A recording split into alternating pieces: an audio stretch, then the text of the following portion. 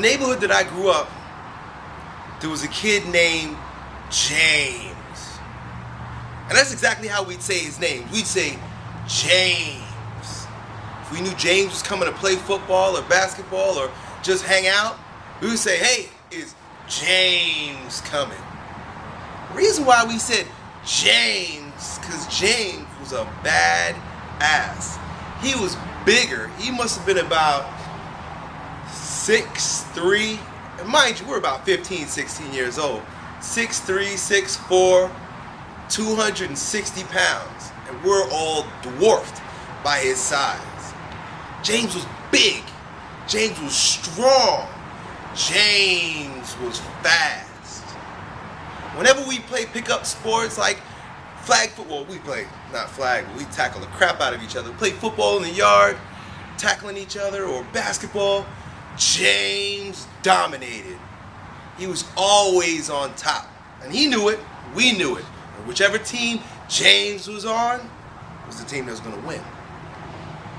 Well, as time went on, a lot of us decided that we wanted to play football, organized football. Actually, this happened a little bit earlier. Some of us played organized football, like Pop Warner and junior high and high school. James didn't get involved with that for whatever reason.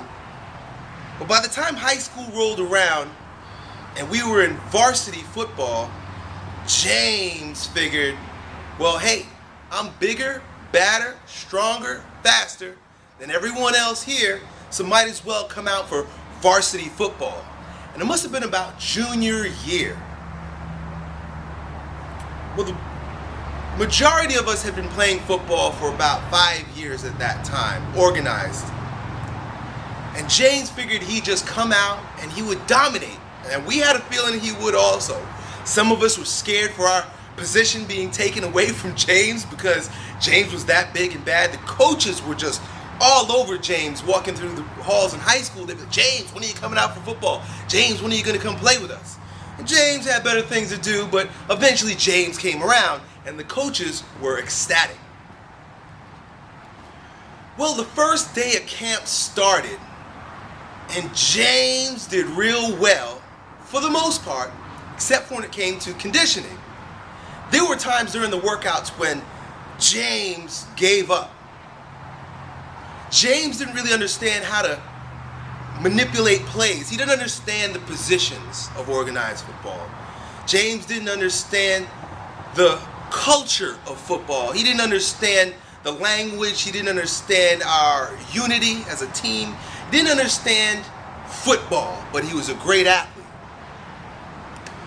Well, a few days into camp, James had done pretty well. He showed his athletic ability, but never really got into the groove of playing organized football. And James quit. Now, for all intents and purposes, James could have been an all-American football player at that time. But James didn't understand something. He didn't understand a law. He didn't understand that you've got to pay your dues before things work out, no matter how talented you are.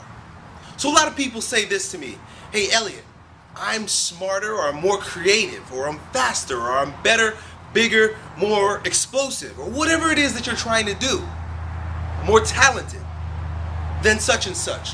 Why don't I have what he wants, what he has? And they want that thing that that other person has. And they know that they can have it, but they never put in the time that other person has. So all of us smaller football players band together. We went through the trials and tribulations of football together. We understood the lingo. We rallied around our coach. We all created a culture of football. And James thought he could just come right in and take over. Well, it doesn't work that way. You've got to pay your dues. Here's a great story of someone who is paying their dues.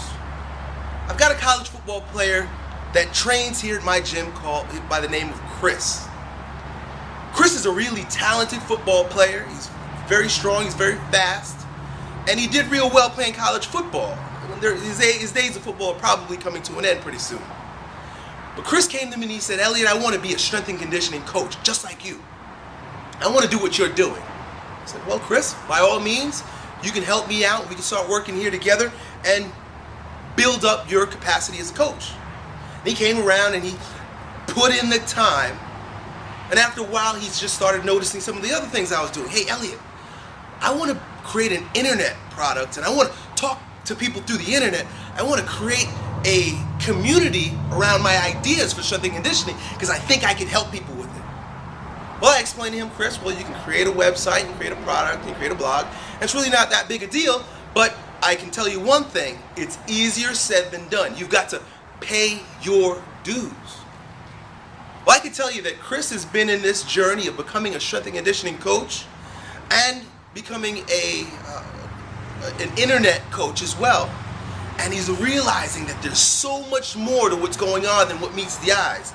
He's understanding there's a culture of coaching. There's a culture of sharing your information online. There's a lingo associated with it. There are things that you've got to do that no one else can see. You've got to pay your dues. And I can tell you that unlike James, who never amounted to very much, even though he's very talented because he was not willing to pay his dues, Chris is going to be a superstar.